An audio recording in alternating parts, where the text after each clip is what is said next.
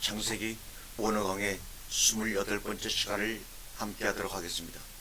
오늘은 소수에서 다수로 전파되어 완성된 하나님 나라의 원리, 소수에서 다수로 전파되는 구원의 원리가 무엇인가 우리 한번 은혜를 나누겠습니다. 갈라디아서 3장 6절 이하를 보게 되면 복음의 범위는 어디까지인가가 나와 있습니다. 9절에 보면 믿음으로 말미암은 자는 믿음이 있는 아브라함과 함께 복을 받느니라고 말씀하고 있습니다. 소수에서 다수로 흘러가지 않는 복음은 진짜 복음이 아닙니다. 복음은 나에게 흘러들어와서 다른 이들에게 흘러나가는 것까지를 복음의 범위라고 합니다. 그런데 유대인들은 그 복음을 십자가에 꽝하고 박아버렸습니다. 에스겔서 14장 12절 이하를 보게 되면 자기의 의로 자기의 생명만 건진다고 말합니다. 노아의 방주 속에 들어간 노아의 식구들 속에는 어떠한 메시지가 담겨 있는가? 우리 한번 함께 또 더듬어 살펴볼 것입니다. 에스겔서 14장 12절부터 20절 말씀을 한번 여러분이 개인적으로 말씀을 묵상해 보시기 바랍니다. 창세기 7장 1절에 보면 노아만이 의로운 사람인데 노아의 식구 7명이 함께 방주에 들어가 구원을 받을 수 없는데 어떻게 들어갔나? 여기에 하나님의 뜻이 담겨져 있습니다. 주 예수를 믿으라 그리하면 너와 내 집이 구원을 얻으리라고 우리 신약에서 이 말씀을 여러 번 듣고 암송도 하였습니다. 에레미야 31장 1절에 보면 나 여호와가 말하노라 그때 내가 이스라엘의 모든 가족의 하나님이 되고 그들은 내 백성이 되리라. 왜 하나님은 하나님 나라 완성과 확장에 우리를 부르셨을까요? 혼자서 완성해 버리시는 것이 빠르고 훨씬 쉬우셨을 텐데 우리가 혹시 하나님께 피해만 되지 무슨 도움이 됩니까? 그런데 왜 우리를 부르셨을까요? 그 이유는 우리의 유익을 위해 하나님의 그 새 창조의 동업자로 부르셔서 하나님의 영광을 우리에게 나누어 주시기 위해 우리를 부르셔서 함께 일을 해 나가시는 겁니다. 결국은 우리 안에서 하나님이 다 하시는 것이지만 우리를 칭찬해 주시려고 하나님의 영광을 나누어 주시려고 우리를 부르신 거라는 사실을 우리는 분명히 인식해야 합니다. 우리는 복이라는 얘기를 많이 하고 올해도 새해가 되었기 때문에 많은 복을 받기를 원하는데 그러나 그 복 중에서 진정한 복이 무엇이냐? 바라크, 즉 하나님의 생명력입니다. 피조물에게 영원히 흘러넘치는 하나님의 생명력이 바로 바라크, 우리가 먼저 받아야 할 복입니다. 이 하나님의 생명력이 끊기면 죽습니다. 이 생명력이 끊긴 자들을 죄와 허물로 죽은 자들, 즉 시체라 하는 것입니다. 하나님의 생명력은 사랑이라는 셈에서 흘러나오는 것입니다. 그래서 하나님은 사랑이시다라고 정의를 하는 것입니다. 그 하나님의 사랑이 십자가에서 잠깐 보여주신 것입니다. 그것이 구원이요 은혜입니다. 성경서 말하는 사랑은 예수님처럼 나의 희생이 전제되어서 다른 사람이 유익을 얻는 것입니다. 십자가를 이해하고 받아들이는 것이 복음을 받아들이는 것입니다. 복받은 자들은 사랑을 하지 않을래야 하지 않을 수가 없게 되어 있습니다. 복은 하나님의 생명력, 하나님의 사랑이란 말입니다. 그것을 흘려보내야 하는 자들을 복음을 받은 자, 복을 받은 자들이라고 우리는 말씀하고 있는 것입니다. 우리가 하나님에게 나에게 복을 주세요 기도하는 것은 하나님 나로 하여금 더욱더 사랑을 베풀게 하는 자가 되게 해주세요라고 기도하는 것입니다. 나를 희생해서 남에게도 유익을 끼치는 자가 되게 해주세요 하고 기도하는 겁니다. 정말로 성숙한 그리스도인은 그 복을 구하는 겁니다. 더 많이 사랑하게, 더 많이 희생하게 주님 도와주옵소서. 우리 요엘서 2장 28절을 암송을 많은 분들이 합니다.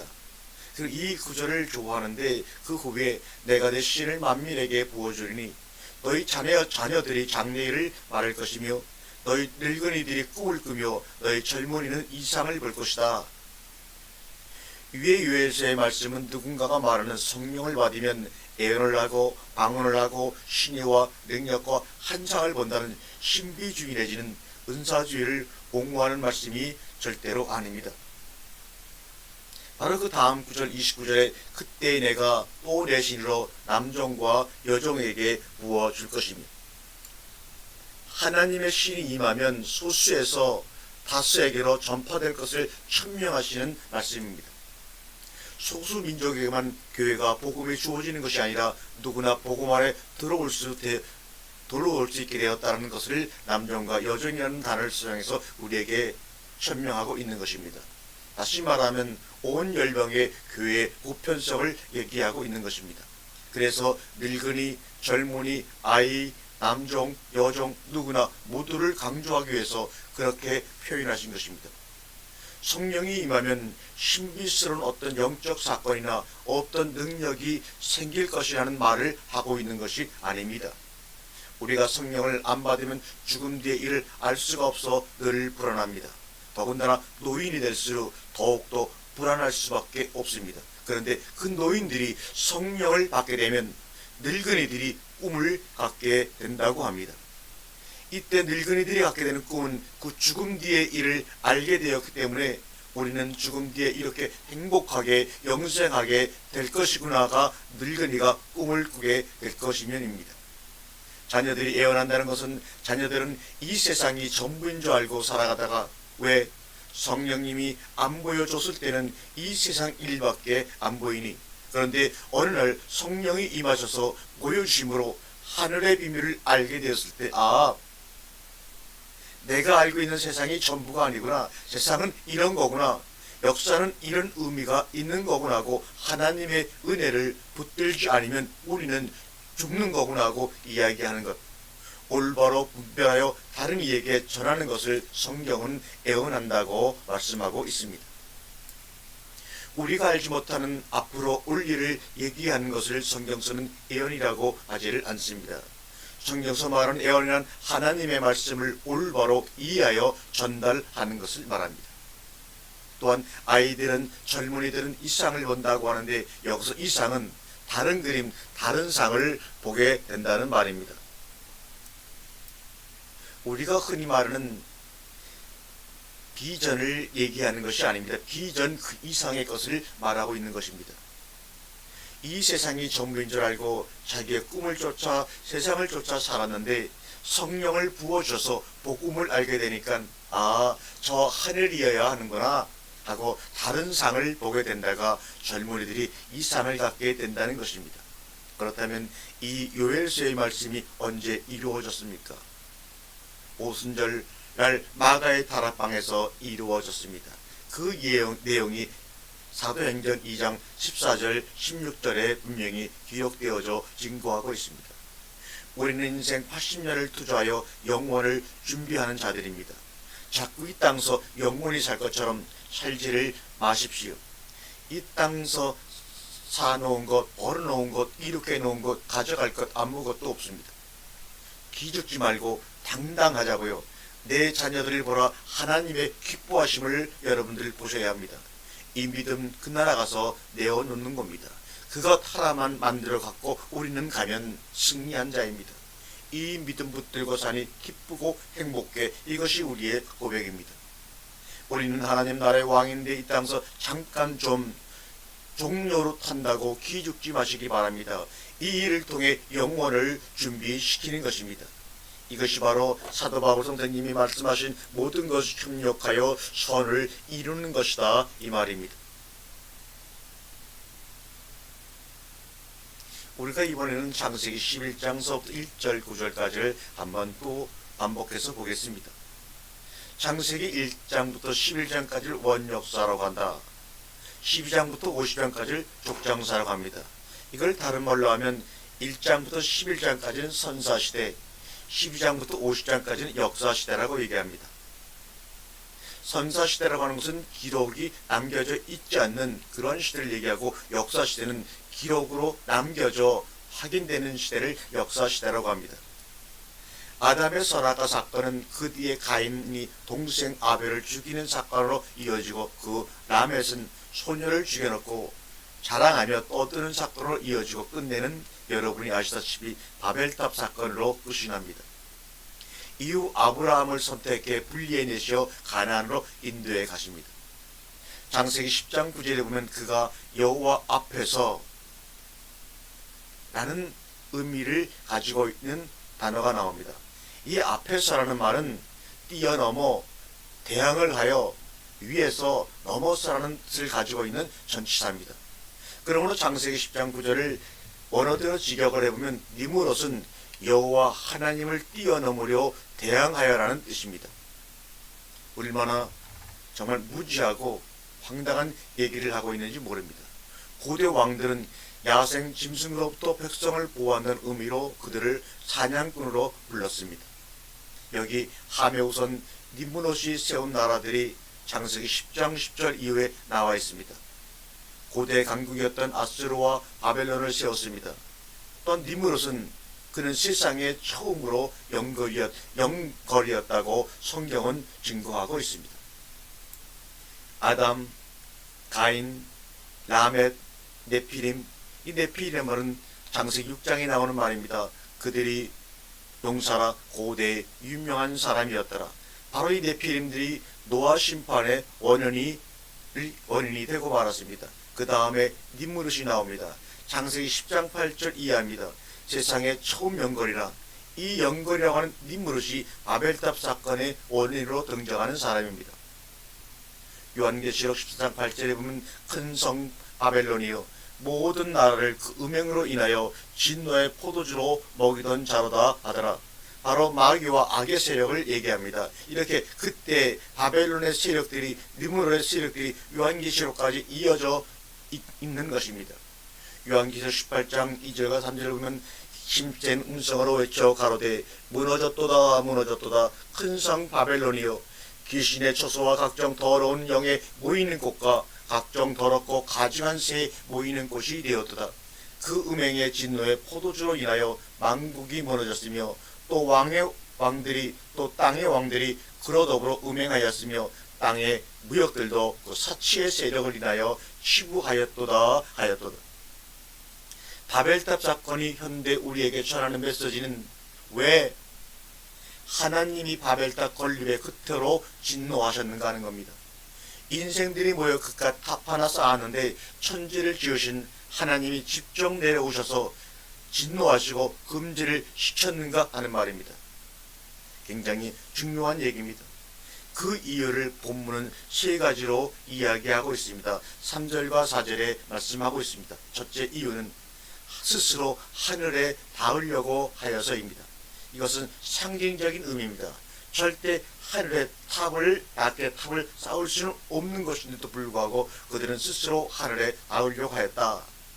하늘에 닿자 이 말은 무슨 말입니까? 하나님과 한번 겨루어보자 이 말입니다. 우리가 한때는 방심하여 홍수로 멸망을 당하였는데 이제는부터는 우리가 준비하여 그러한 일을 피해보자 이 말입니다. 하나님의 진노로부터 스스로 벗어나보자 이런 말입니다. 그런 죄성이 그 말 속에 들어가 있는 것입니다. 스스로 하늘에 닿으려고 하여서 자기들의 힘을 가시하여 하나님의 존재의 불필요성을 드러내 보이겠다는 엄청난 하나님을 향한 도전입니다. 자기들이 용사이며 영광인데 왜 하나님이 필요하며 하나님의 도움을 받아야 하느냐?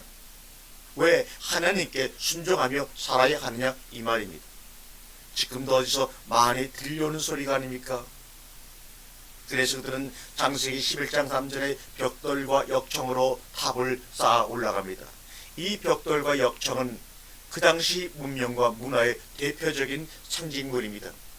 바벨론 지역은 유프라테스강 유역에서 발생된 메소포타미아 문명의 중심지입니다. 그 지역은 삼각주 지역이라 돌이 별로 없고 진흙이 굉장히 많은 곳인데 그 진흙을 이겨 순수 벽돌 대신 벽돌을 구워서 또한 진흙 대신 역청을 개발해 바벨탑을 쌓는 최초의 과학적인 방법이 등장하여 하나님을 대적하는 효시가 되었습니다. 놀라운 일 아닙니까? 벌써 아스팔트의 재료인 역청을 사용하고 있었습니다. 미국의 세계적인 재벌인 록페너는 생전의 교회를 4천여 개, 대학을 12개를 설립한 기독교인인데 그가 어느 날 창세기 3장 11절을 읽다가 역청이라는 부분을 눈여겨보고 자기 소유의 스탠다드 정의에서 연구지를 메소포타미아 유프레티스강 지역인 이라크로 급하여 석유가 있나 조사신 결과 엄청난 규모의 석유 광맥을 발견하여 초유의 부자가 되었다는 이야기가 있습니다. 창세기 11장 3절에 벽돌로 돌을 대신하며 대신 역청으로 진흙을 대신하고 대신 하나님이 내려오셔서 바벨탑을 부수신 것이 인간들을 흩으셨습니다. 만약 바벨탑이 문제였다면 탑을 부셨을 것이나 탑은 놔두시고 인간의 죄성을 심판하셨습니다. 하나님은 바벨탑을 쌓아가는 인간의 고지론을 여지없이 훑어 놓으셨습니다. 예수님을 믿으면서도 부자도 돼 병도 없이 저렇게 잘 먹고 잘 살다 가는구나 거인주의, 영웅주의 입각해 신앙생활을 하는 것이 아니라 우리는 낮고 낮은 곳으로 내려가 서로 섬겨주고 사랑해주고 용납해주고 용서해주는 그런 모습 속에서 진정한 영웅이 되어나는 것입니다.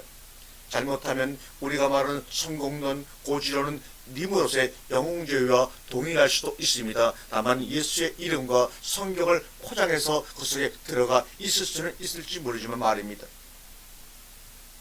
지금 여러분의 신앙은 어떤 신앙입니까? 예수님의 이름을 이용한 니무롯의 영웅주의가 그 속에 숨겨져 있는 것은 아닙니까?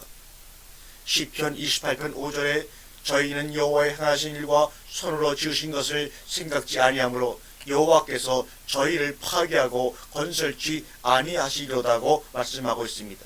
또한 7절에 여호와는 나의 힘과 방패시니 내 마음이 저를 의지하여 도움을 얻었도다. 그러므로 내 마음이 크게 기뻐하며 내 노래로 저를 찬송하리로다. 주의 백성을 구원하시며 주의 사업에 복을 주시고 또 저희의 목자가 되사 영원토록 드십소서. 시편 127편 1절에 보면 여호와께서 집을 세우지 아니하시면 세우는 자의 수고가 헛되며 여호와께서 성을 지키지 아니하시면 파수꾼의 경성함이 고사로다. 너희가 일찍 일어나고 늦게 누우며 수구의 떡을 먹음이 헛되도다. 그러므로 여호와께서 그 사랑하시는 자에게 잠을 주시는도다. 덮어줌의 은혜를 모르는 함과 가나안의 후손인 니므롯이 바벨론을 건설했고 바벨탑을 쌓았으며 결국 그들은 하나님에 의해 멸망당하게 되는 것으로 종말을 맞게 됩니다. 함과 가나안과 셈과 야벳의 차이는 무엇입니까? 아버지 노아의 부끄러움을 덮어줬냐 아니냐에 있다고도 우리는 생각해 볼 수 있습니다. 물론 노아가 발가벗고 정말 낮에 잔다는 그 사건이 그 안에 깊은 진리가 숨어 있지만 우리가 겉에 드러난 사건대로 본다면 덮어줌의 은혜라고 얘기하는 경우도 일부분 맞습니다. 함과 가나안은 덮어줌의 은혜를 모르는 모델로 성경에 등장하고 있다고 우리는 알고 있습니다. 이 차이뿐입니다. 그래서 겉으로 드러난 경우는 그들이 그러한 경우로 저주를 받은 것으로 우리는 이해하고 일단은 넘어가겠습니다. 창세기 10장 6절 함의 자손 중 미스라임은 애굽입니다. 이스라엘 백성들의 후에 출애굽 사건은 영적 바벨론, 영적 함의 자손에서 건져낸 사건입니다. 덮어줌의 은혜를 모르고 인간들의 힘과 지혜와 행위를 의지하여 스스로 왕이 되어 사는 함의 후손들은 모두 다 영웅으로 영골로 제국을 이루며 살았습니다. 아수르 제국, 애굽, 바벨론 세계 3대 문명 국가를 바로 함의 후손들이 영웅으로 영골로 만들어낸 나라들입니다. 이게 문제죠. 그러나 그 모든 유명한 엄청난 세계 3대 문명 국가는 지금 모두 다 사라지고 말았습니다. 바벨론, 아수르, 하늘 꼭대기에 올라갈 것처럼 떵떵거리며 살다가 지옥불로 소리 없이 소멸되어 사라졌다는 것을 역사가 증명하고 있습니다. 저주받은 함의 후손들이 이 세상에 있는 영웅의 모습으로 축복을 엄청 많이 받은 모습으로 나타난다는 것입니다. 그러나 성경은 그들을 저주받은 자라 부르고 있습니다. 이 세상의 화려함과 하나님의 축복과는 전혀 상관이 없다는 것입니다. 하나님이 이 세상 성도들에게 주시는 단 하나의 복은 영생 즉 구원입니다. 영생을 잃은 자들에게 그 영생을 회복시켜주는 것이 복입니다. 그리고 그것이 우리에게 복과 소식 즉 복음입니다. 세상의 힘은 하나님의 복과는 전혀 관계가 없습니다. 시편 133편 2절과 3절에 형제가 연합하여 동거함이 어찌 그리 아름다운고 머리에 있는 보배에 있는 기름이 수염 곧 아론의 수염에 흘러서 그 옷깃까지 내린 같고 헐몬의 이슬이 시온의 산들에 내린 같도다. 거기서 여호와께서 복을 명하셨나니 곧 영생이로다. 복을 명하셨는데 그 복이 뭡니까? 바로 영생이로다라고 분명히 성경은 증언하고 있습니다. 이 세상 존재 자체가 하나님의 복에 의해서 하나님의 생명력에 의해서 기인한 것입니다. 사랑하는 성도 여러분, 진정한 영웅이란 누구입니까? 진정한 영걸이란 누구입니까? 이 세상이 전부가 아닌 것을 아는 자들입니다. 이 세상에서 눈을 돌려서 영생이 있다는 것을 알고 영생을 바라보며 영생을 추구하는 이들이 진정한 하나님 앞에서 영웅이며 영걸입니다. 그런 의미에서 본다면 오늘 이 말씀을 듣고 있는 여러분들이 진정으로 하나님 앞에서 영웅이며 영걸입니다. 소망을 가지시기를 바랍니다. 하나님의 이름을 이용하고 내 좌우를 활용하여 나를 드러내고 내가 영웅이 되려고 하고 있다면 그 사람은 저주받은 사람입니다. 그게 바로 니므롯이십니다. 그게 바로 바벨탑을 쌓던 자들이며 바벨론의 정신입니다. 우리는 하나님 앞에서 영웅으로 거인으로 영걸로 서는 자가 아닙니다. 하나님 앞에서 피조물로 신부로 하나님의 영광을 드러내는 초소로 서는 것이 바로 우리요, 그게 바로 교회입니다. 눈에 보이는 그 건물들이 교회가 아니라 오늘 여러분들이 바로 몸된 교회를 이루어 나가는 사람들입니다. 그래서 여러분들은 진정 복을 받은 자들입니다. 고린도전서 3장 18절에 아무도 자기를 속이지 말라. 너희 중에 누구든지 이 세상에서 지혜 있는 줄로 생각하거든 미련한 자가 되어라. 그리하여야 지혜로운 자가 되리라고 말씀하고 있습니다. 한마디로 말하면 너무나 장깨를 부리지 말라는 말입니다. 마태복음 13장 10절에 지도자라 칭함을 받지 말라. 너희 지도자는 한 분이시니 곧 그리스도라. 이 말은 뭡니까? 성결하 낮아져라. 이것이 바로 하나님 나라의 원리이며 그러므로 예수님이 진정 영웅적인 삶의 모델이십니다. 진정 영웅은 사랑하는 자입니다. 진정한 영웅은 섬기는 자입니다. 진정한 영웅은 용납하는 자입니다. 이것이 하나님나라의 삶, 영생의 정체이기 때문입니다. 그러나 이 진짜 영웅이 이 세상에서는 바보 취급을 받습니다. 그래서 아무리 찾아봐도 현재는 그런 의미에서 바보를 찾아보기가 너무너무나 어렵습니다. 그러한 바보가 되어보기를 결단을 내리기도 하지만 정말로 바보가 되기가 왜 이렇게 힘이 든지요. 진정한 영웅의 삶인 영생의 삶을 살아라. 하나님의 나라를 앞당겨 살아라. 오늘 여러분에게 권면하는 겁니다. 디모데전서 6장 17절 이하를 보면 이것이 장래 자기를 위하여 좋은 칼로스, 전나고 아름다운 이 말입니다. 좋은 터를 쌓아 참된 생명을 취하는 것이다. 우리가 이 세상에 사는 동안에 바벨탑 대신에 쌓아야 하는 탑은 칼로스 탑입니다. 선하고 아름다운 탑을 쌓아 나가야 합니다. 좋은 탑이란 17절 18절에 나옵니다. 부한 자들은 마음을 높이지 말고 정함이 없는 재물에 소망을 두지 말고 오직 우리에게 후히 주사 누리게 하시는 하나님께 두며 선한 일을 행하고 선한 사업에 투자하고 나눠주기를 좋아하며 동정하는 자가 되라고 말합니다. 바로 이러한 경우가 좋은 탑, 칼로스의 탑을 날마다 쌓아가고 있는 사람들입니다. 세상은 바보가 주는 것 필요 없다 그럽니다. 세상은 자기보다 약한 자 밟는 재미와 자기 이름을 드러내는 재미로 살아가는 것입니다. 세상 사람에게 인정받는 것을 영웅이라고 합니다. 그러나 하나님에게 인정받는 진짜 영웅이 우리 모두 되어야 합니다. 내가 내 인생의 왕이 될 거야. 바벨의 정신입니다. 두 번째 이유는 자신들의 이름을 내기 위해서 바벨탑을 쌓고 있다고 말합니다. 창세기 11장 4절에 말씀하고 있습니다. 하나님이 인간에게 지어주신 이름을 알면 인간 존재 이유와 특징과 가치를 알 수 있습니다. 하나님의 생계를 부여받고 하나님의 형상대로 지음받은 하나님의 자녀가 우리의 이름이요 우리의 본질입니다. 고로 아비의 특성대로 사는 것이 자녀입니다. 하나님의 자녀이기에 하나님의 특성대로 신적 생명력을 갖고 영생을 살아야 합니다. 이것이 바로 우리의 본질입니다. 그런데 하나님의 자녀의 특성대로 살지 않고 자신들의 이름을 내기 위해 바벨탑을 쌓는 것입니다. 우리 이름을 내고, 여기서 내고라고 하는 히브리 원어는 아스라는 말입니다. 일하다, 행하다, 형성하다의 뜻을 가지고 있습니다. 그래서 원어대로 직역해보면 우리가 우리에게 이름을 주자라는 의미입니다. 하나님이 부여해 주신 이름을 버리고 자기가 자신에게 이름을 주어서 그렇게 살겠다는 것이 바로 자신들의 이름을 내기 위하라는 성경의 속의 의미입니다. 그래서 우리 다시는 흩어짐을 면하자는 것입니다. 그러나 하나님은 그들을 11장 10절에 흩어버리고 말하셨습니다. 하나님이 원하시는 하나님은 에베소 4장 2절과 3절의 말씀처럼 모든 겸손과 온유로 하고 오래 참음으로 사랑 가운데 서로 용납하고 평안에 매는 줄로 성령의 하나 되게 하신 것을 힘써 지키라고 말합니다. 다시 말하면 성령 안에서의 하나됨입니다.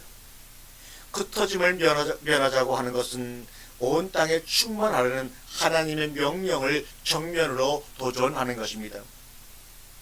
하나님이 우리에게 주신 하나님의 자녀라는 이름 대신 인간들이 자신들에게 자신들이 이름을 주고 싶어 했습니다. 이것이 하나님 보시기에 제약인 것입니다. 세상 사람들 또한 우리가 되고 싶어하는 이름은 영걸, 영웅, 네피림, 니므롯 등입니다.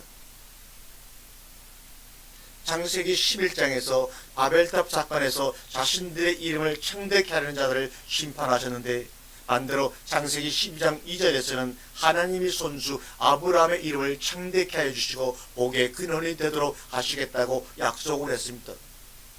둘 다 이름이 창대케 되는 것이 중요한 것은 누구에 의해 창대케 되느냐는 것입니다. 자기 자신이 우주의 중심이 되어서 하나님을 제외한 모든 존재들이 자기를 위하여 존재해 주기를 바라는 것입니다. 이것이 바로 인간들의 버릴 수 없는 속성입니다. 이러한 자들이 바벨탑을 쌓는다고 하나 하나가 될 수 있을까요? 천만에 아닙니다. 그들은 오직 자기들의 필요에 의해서 하나가 되는 것입니다. 그러다가 필요가 다하면 흩어졌다가 다시 필요성이 생기면 다시 뭉치고 흩어지고 반복되는 것이 인류의 역사입니다. 그러나 하나님이 원하시는 하나됨은 성령 안에서 예수 그리스도를 머리로 하여 하나가 되는 것입니다. 진정한 하나됨의 연합의 열매가 바로 교회입니다. 그런데 현대 여러분이 바라보고 여러분이 생각하는 교회의 모습은 어떻게 추락하고 있습니까? 너무나 마음 아프고 우리 모두 교회를 위해 기도를 해야 할 줄로 압니다. 개교회와 성도의 위기를 위한 연합은 가짜입니다. 예수님의 이름만 빌린 것뿐입니다. 오직 성령 안에서 사랑과 용납과 섬기는 것으로 연합되어져야 합니다. 시편 2절 4절에서는 세상의 군왕들이 나서며 관원들이 서로 꾀하여 여호와와 그 기름 받은 자를 대적하여 우리가 그 맨 것을 끊고 그 결박을 벗어버리자 하도다. 하늘에 계신 이가 웃으시며 주께서 저희를 비웃으시도다. 여호와의 기름 부음 받은 자를 대적하며 스스로 맨 것을 끊고 결박을 벗어버리자라고 힘을 쓰는 저희들 향해 하늘에 계신 이가 비웃고 있다고 말씀하고 있습니다. 창세기 11장 5절에 여호와께서 사람들이 건설하는 그 성읍과 탑을 보려고 내려오셨더라 얘기합니다.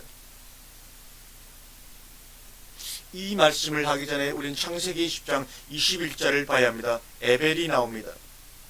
에벨은 노아의 4대 손이며 셈의 3대 손입니다. 에벨은 셈의 아들도 아니고 3대 손인데 왜 성경은 셈은 에벨 온 자손의 조상이라 그랬을까요? 에벨이라는 히브리 원뜻은 저쪽으로 저쪽 너머에 있는 지역, 다시 말하면 건너가다라는 뜻으로 사용되어 있는 단어입니다. 이 단어는 아바르라고 하는 지나가다, 건너가다, 사라지다, 소멸하다 라는 뜻을 지닌 아바르에서 유래된 단어가 바로 에벨입니다. 이 단어에서 우리가 알고 있는 히브리라고 하는 말이 유래가 된 것입니다. 즉 에벨은 유프라테스 강을 건너 가나안으로 이주한 히브리 백성들의 조상이 되었습니다. 10장 25절을 읽어보면 에벨은 두 아들을 낳고 하나의 이름을 벨렉이라 하였으니 그때에 세상이 나누었음이라. 벨렉의 아우 이름은 욕단이며, 여기서 보면 에벨이 그의 아들 벨렛을 낳았을 때 그의 첫 아들 이름을 나누다, 나눔이라는 뜻을 지닌 이름으로 지었다는 것은 의미가 심장합니다. 어쩌면 에벨은 앞으로 될 일을 미리 예상한 것 같은 분위기 속에서 그의 아들의 이름을 벨렛이라 이름을 지었던 것입니다. 나뉘었음, 이것은 팔락이라는 말인데 어떤 힘에 의해 쪼개지거나 나누어지거나 분열시킨 것을 말합니다. 스스로 쪼개지는 것이 아니라 어떤 강한 힘에 의해 쪼개지고 나누어질 때 바로 나뉘었음이라는 파라그란 단어를 씁니다. 에벨의 아들 에벨과 나뉘었다는 발음만 약간 틀리지 같은 단어입니다.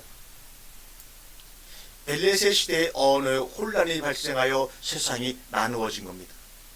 창세기 11장 10절과 16절, 창세기 15장 10장 25절을 비교하여 포함된 횟수를 계산하면 벨렛이 노아 홍수 100년 후에 살았음을 산정할 수가 있습니다. 이 말은 벨렛의 이름은 인간 언어의 분열을 기념하기 위해 붙여졌으며 그 언어 혼잡은 그의 탄생 직전이나 그의 유년기 중에 발생했다는 것을 알 수 있습니다. 여기서 우리가 알 수 있는 것은 에벨 시대에 와서 바벨탑 공사가 시작되었을 가능성이 있고, 그 아들 벨렛의 이름에서 보는 것처럼 하나님이 강림하셔서 먼저 그들의 언어를 갈라 놓으시고 그들을 강제로 어떤 힘에 의해 땅을 나누어서 다시는 하나로 뭉치는 것을 막았다는 것도 알 수가 있습니다. 역대상 1장 19절은 바로 이 구절을 다시 한번 반복해서 증언하고 있습니다. 에벨은 두 아들을 낳아 하나의 이름을 벨렛이라 하였으니 이는 그때 땅이 나뉘었으며 그 아우의 이름은 욕단이며, 아마 이때 지구가 지금 우리가 보는 것처럼 5대양 6대주로 갈라지지 않았나 생각도 해봅니다. 여기서 알 수 있는 것은 인간의 홍수 이외에도 사라지지 않는 죄성을 볼 수가 있는 것입니다. 그 무시무시한 홍수에 대해 심판을 겪고 살아남은 할아버지 노아와 셈과 야벳, 함이 그들의 후손에게 얼마나 그 무시무시한 홍수 이야기를 많이 이야기해 주었겠습니까?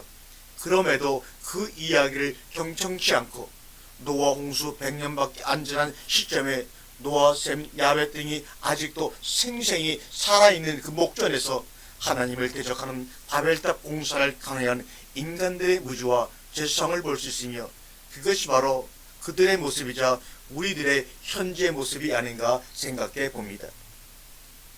그러면서 스스로 확인할 수 있는 것은 하나님의 일방적인 은혜가 아니면 우리는 구원받을 수 없는 존재임을 다시 한번 확인시키는 사건이 바로 바벨탑 사건이라는 것입니다. 또한 그렇게 무모하고 죄성에 빠진 손자 손녀들을 설득했을 당시의 노아와 셈의 심정이 우리의 심정이 되어야 합니다. 창세기 11장에서 에벨이요 욕단은 사라지고 벨렛의 후손으로 이어감을 알 수가 있습니다. 홍수 이후에는 벨렛의 족만 초기되면서 여기서 믿음의 조상 아브라함이 나옵니다. 드디어 창세기 11장까지의 원역사는 막을 내리고 창세기 12장부터는 하나님이 아브라함을 찾아가셔서 은혜를 베푸심으로 시작되는 족장의 역사가 시작되는 것입니다.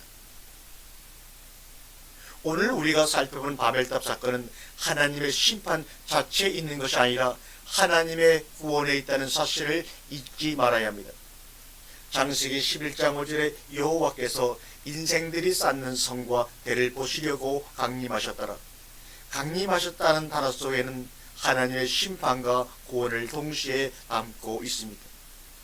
인간들은 스스로의 힘으로 하늘에다 자신들의 이름을 내려고 바벨탑을 쌓았지만 하나님은 스스로 내려오셔서 우리 인간들의 죄를 용서하시고 우리들을 구원하심으로 하나님의 사랑과 능력으로 우리들을 하늘로 들어올리사 이름중 가장 고귀한 이름 하나님의 자녀이자 왕이라는 이름을 손수 지어주시고 하나님 자신은 만왕의 왕으로 우리 가운데 영원히 거하시려는 하나님의 작정이 바벨탑 사건의 강림하시는 사건을 통해서 우리는 알 수 있습니다. 그 사랑, 그 은혜 무엇으로 감당하며 우리의 무주한 입으로 어떻게 표현할고 오직 영원토록 그 귀하신 이름을 찬양하고 찬송할 뿐입니다. 계속해서 창세기 11장 27절부터 12장 3절까지를 한번 우리가 말씀을 살펴보겠습니다. 12장 6절과 9절 사이에 보면 아브라함의 인생 여정이 잘 나타나 있습니다. 세켐에서 베델과 아이사야로 이동을 하고 또 점점 남방으로 내려가 헤브론 지역에 정착합니다. 창세기 23장 9절에 보면 남방은 아브라함이 그의 아내 사라를 장사 지내고 후에 자신도 묻힌 헤브론 지역입니다. 그런데 참으로 재미있는 것은 야곱의 인생, 손자인 야곱의 인생과 아브라함의 인생의 여정이 겹친다는 사실입니다. 야곱도 세켐에서 베델로 내려가고 베델에서 헤브론으로 내려갔습니다. 또한 여호수아의 여정을 보아도 아브라함의 여정과 중첩됨을 알 수가 있습니다. 베델 동편 아이에서 아이 서편으로 에발산으로 헤브론으로 여호수아도 그의 이 여정을 이어져 내려갔습니다. 여기서 우리가 알 수 있는 것은 야곱이야 여호수아의 소명과 여정은 이미 아브라함 속에 들어가 있었다는 사실입니다. 이것은 모든 교회의 신앙 여정을 보여주고 있는 사실입니다. 일부러 성경은 그 세 개의 지명을 아브라함, 야곱, 여호수아를 통해서 반복하여 사용하고 있는 것입니다. 성경은 이렇게 과학적이고 논리적입니다. 아브라함의 삶이 예수 그리스도의 십자가의 사건으로 태어날 교회의 삶을 미리 보여주시는 예표입니다. 에베소 2장 4절이야 로마서 4장 23절이야 저에게 의로 여기셨다 기록된 것은 아브라함만을 위한 것이 아니요 의로 여기심을 받은 우리도 위함이니 곧 예수 우리 주를 죽은 자 가운데 살리신 이를 믿는 자니라라고 말씀하고 있습니다. 아브라함은 하나님이 누군지도 모르고 요청하지도 않은 상태에서 하나님이 손수 찾아오셔서 일방적인 선택을 받은 자입니다. 그래서 로마서 4장 18절에 아브라함이 바랄 수 없는 중에 바라고 믿었으니 이는 내 후손이 이같으리라 하신 말씀대로 많은 민족의 조상이 되게 하려 하심이라고 말씀하고 있습니다. 내 후손이라고 말씀하신 자들이 바로 우리들입니다. 즉 하나님은 우리가 바랄 수 없고 믿을 수 없는 상태에서 바라게 하시고 믿게 하시는 은혜를 주십니다. 여호수아 24장 1절과 4절에서 보면 아브라함의 아비 테라가 다른 신들을 섬겼으나 내가 너희 조상 아브라함을 강 건너편에서 이끌어내어 가나안으로 인도하여. 여기서 강 건너편이란 유프라테스 강 건너편을 말하는 것으로 갈대아 우르는 메소포타미아 문명의 발상지이기도 합니다. 우리는 노아의 축복을 받은 장자 셈의 후손들은 그나마 괜찮은 후손이라고 생각하고 싶겠지만 성경은 그 후손들은 오히려 우상을 섬기는 것에 끝난 것이 아니라 우상을 만들어 팔므로 생계를 유지하고 부를 축적하는 우리의 생각과는 정반대 인간들이었다는 것을 성경은 폭로하고 있습니다. 그럼에도 불구하고 하나님은 그러한 인간들을 찾아가셔서 아무런 조건 없이 그들을 선택해 우리들의 믿음의 조상으로 만들어 가셨다는 사실이 우리에게 얼마나 위로가 되며 힘이 되겠습니까?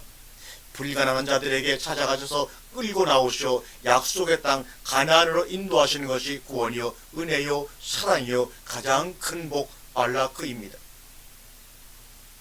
우리는 이미 가장 큰 복, 가장 큰 사랑, 구원을 받은 하나님의 자녀들입니다. 그런데 이것을 모르는 교인들은 아직도 자신들이 복받은 사람인 줄 모르고 잠시 후면 없어질 것, 세상 것만 구하고 없으면 절망하고 불평하고 있지 않는가? 회개할지어다. 회개할지어다. 그러나 데라와 아브라함 일행은 불려나온 후 하나님이 인도하시는 대로 땅으로 직행한 것이 아니라 중간 지점인 하란에 75세까지 머물며 허송세월을 보내다가 거기서 아버지 데라는 죽고 맙니다. 왜 가다가 데라와 아브라함의 일행이 하란에 머물렀을까요? 그대로 그냥 하나님 인도하시는 곳으로 직행했으면 좋았을 텐데요. 거기에는 하란에 대해서 알게 되면 이해가 될 수도 있습니다. 하란은 당시 달의 신을 섬기는 대신전이 있던 중심의 도시이자 오히려 그들이 떠나왔던 갈대아 우리보다 훨씬 큰 도시였기에 그 유혹을 이기지 못하고 거기에 머물고 말았던 것입니다. 하란은 교차로라는 틀을 가지고 있습니다. 교차로. 동서남북으로 다 어떤 곳에 길이 연결되는 것을 교차로라고 합니다. 동쪽으로는 아스르 니느웨가, 서쪽으로는 해적석이, 남동쪽으로는 갈대아 우리가, 남서쪽으로는 가나안이 위치해 있던 교통 및 무역의 요충지였습니다. 하나님이 떠나라고 그랬더니 더 화려하고 더 타락한 도시에 들어가서 더 좋은 곳으로 들어가 머물러 버리고 만 겁니다. 이게 아브라함이었습니다. 물론 인간적인 이유나 논리도 있었겠지만 그래서 칙칙해 보건대 그들 부자의 주업인 달의 신의 우상을 그들의 주업이 달의 신의 우상을 만드는 것이기에 달의 대신전도 있겠다. 갈대아 우리보다 달의 신을 섬기는 인간들이 훨씬 많으니 우상들을 만들어 팔아서 하나님이 인도하시는 그 가나안에 가는 동안과 가나안에 가서 살아갈 방도를, 그 영공을 인간적인 방법으로 준비하려고 순간적으로 장깨를 부렸던 것이 아닌가 생각해 봅니다. 아버지 데라가 죽을 때까지 죽어서 다시 한번 경고할 때까지 아브라함은 하란에 머물러 있었습니다. 하나님은 그냥 놔두지 않으십니다. 하나님의 열심히 흐를 다시 끄집어 내십니다. 창세기 11장에 보면 하나님이 바벨탑 사건 이후에 아브라함을 불러내시기 전에 그의 배경에 대해 기록해 놓으셨습니다. 그 이유는 무엇이겠습니까? 12장에 아브라함을 끌어내기 전에 11장 말미에 그들의 가족의 배경에 대해서 기록하신 하나님의 마음은 무엇이었을까요? 11장 28절에 형 하란이 먼저 죽는 것을 아브라함은 목격합니다. 11장 30절에 그렇게 오래 살았지만 부인이 불임으로 아기를 낳지 못하는 것을 마음에 틈하게 생각하고 있었습니다. 11장 32절에 아버지 데라의 죽음을 또 한번 목격합니다. 단절의 지경에서 하늘의 별처럼 바닷가의 모래처럼 번성할 것이라는 것을 보여주시기 위해 여정 전에 아브라함의 배경을 자세히 서술하여 우리로 하여금 보게 하신 것입니다. 그것은 아브라함의 행위나 노력으로 이루어진 것이 아니라 오직 하나님의 은혜요, 하나님의 열심이라는 것을 우리에게 보여주고 계신 것입니다. 창세기 10장 1절에 인간들의 이름이나 지식이나 노력이나 행위가 들어갈 여지를 완전히 부수시고 새롭게 시작하시는 하나님을 우리는 볼 수가 있습니다. 왜 떠나라 하면서 어디로 가라고 하지도 않으시는 하나님, 그냥 나를 믿고 지금 가라. 여기서 지금 오늘이라는 계시의 소중성과 하나님의 인도함이 연결되어 있다는 것을 알 수가 있습니다. 구원은 우리의 불가능함을 배경으로 해서 하나님의 열심히 이루어진 은혜라는 것을 보여주시고 깨우쳐주시고 시작하십니다. 하나님의 일방적인 열심이 아브라함을 인도하신다는 것을 보여주는 결정적인 사건이 창세기 12장에 나옵니다. 아버지의 죽음 후 하란을 따라서 점점 남방으로 옮겨가다가 그들은 기근이 만나자 애굽의 우거하러 내려갔다가 애굽 왕에게 목숨의 위협을 느낀 아브라함은 자기의 아내 사라를 누이 동생이라 속이는 일을 저지르고 맙니다. 거기서도 하나님의 은혜로 무사히 풀려나지만 말입니다. 애굽에서 나올 때 애굽 왕이 하사한 것들 중 여종이 있었는데 그 여종의 이름이 바로 하갈입니다. 이 하갈이 나중에 아브라함의 가정뿐만 아니라 아랍사의 큰 쓴뿌리로 작용하고 있는 것을 지금까지도 우리는 보고 있습니다. 그런데 이상한 일은 거짓은 아브라함이 저질렀는데 하나님은 아브라함을 징계치 않고 애굽 왕을 책망하셨습니다. 왜 그랬을까요? 그 이유는 아직 아브라함이 하나님의 징계를 감당할 수준이 아니었기에, 그러나 나중에는 바로 징계를 하십니다. 그러는 가운데 당시 세계 왕이었던 애굽 왕보다 하나님은 더 크신 분이시구나 하는 것을 보여주시면서 자신을 조금씩 아브라함에게 보여주고 계시는 하나님의 섬세한 그 마음, 즉 용서하시면서 가르치시면서 경험케 하시면서 가나안으로 한 발 한 발 끌고 가시는 겁니다. 그러나 계속 아브라함은 가긴 가는데 어찌 그게 가능해요? 불평하면서 마냥 끌려갑니다. 이게 바로 우리의 모습임을 성경의 아브라함의 생애를 통해 미리 보여주시면서 깨달으라고 하시는 것입니다. 애굽 왕이 무서워 아내를 누이 동생이라 속였던 아브라함이 조카 롯이 네 나라 왕이 연합한 적군에게 포로로 끌려갔다는 소식을 듣고 달랑 사병 300명만 데리고 가서 그들을 무리치고 조카 롯을 데리고 나오는 담대함을 보이는 아브라함으로 변해가고 있었습니다. 창세기 14장에 너희 대적을 내 손에 붙이신 지극히 높으신 하나님을 찬송할지로다. 하나님의 도움으로 이기고 왔다 이 말입니다. 여기서부터 아브라함이 하나님을 의지하기 시작했다는 것입니다. 그러나 창세기 20장으로 가면 다시 그랄 왕 아비멜렉에게 자기 아내 사라를 다시 누이 동생이라 속이는 사건을 일으키고 맙니다. 얼마 전에 하나님의 도움으로 네 나라 연합군을 무리쳤다고 고백하던 아브라함이 말이죠. 이럴 때 하나님의 심정이 어떠하셨을까요? 꼭 나의 모습을 보는 것 같아 송구하기가 그지없습니다. 그러나 그럴 때마다 포기치 아니하시고 하나님이 일으키셔서 끌고 가시는 거예요. 그 하나님의 사랑이 그 열심이 있기에 저도 오늘 좌절하지 아니하고 여러분과 함께 이 하나님 말씀을 나누고 먹고 있는 것입니다.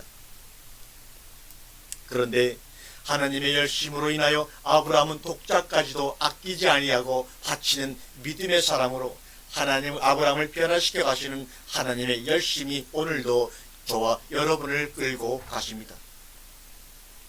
우리 하나님은 주실 축복을 미리 주고 시작하시는 하나님입니다.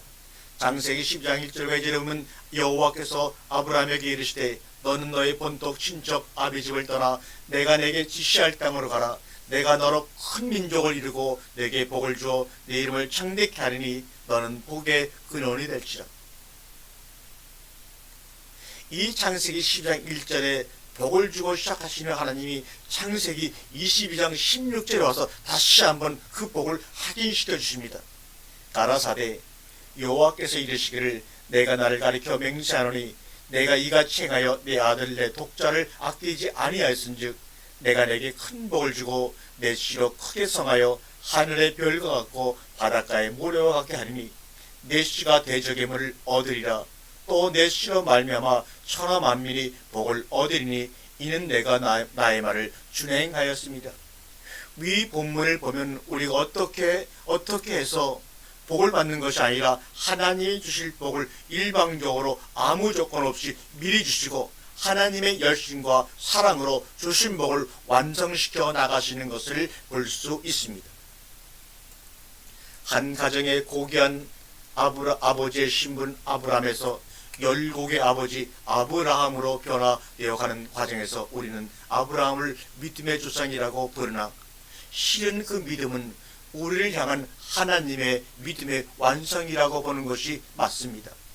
그 믿음의 완성을 일방적으로 조건 없이 선택한 아브라함을 통해서 완성해 나가시는 과정을 창세기 12장 이하에서 우리에게 보여주시고자 하는 것입니다. 하나님이 하시는 일은 1.1에게 오차도 없으시기에 우리에게 미리 복을 주고 시작하는 것입니다. 미리 부족하고 죄인된 우리를 믿어주시고 하나님 아버지가 자신의 열심과 사랑 안에서 스스로 믿어주신 그 믿음을 완성시켜 나가시는 것입니다. 이것은 오직 하나님만이 하실 수 있는 일입니다. 이것을 우리는 하나님의 사랑 아가페라고 부르는 것입니다. 이 미리 주시는 복을 믿고 붙잡고 나아가는 것이 우리의 신앙의 여정입니다.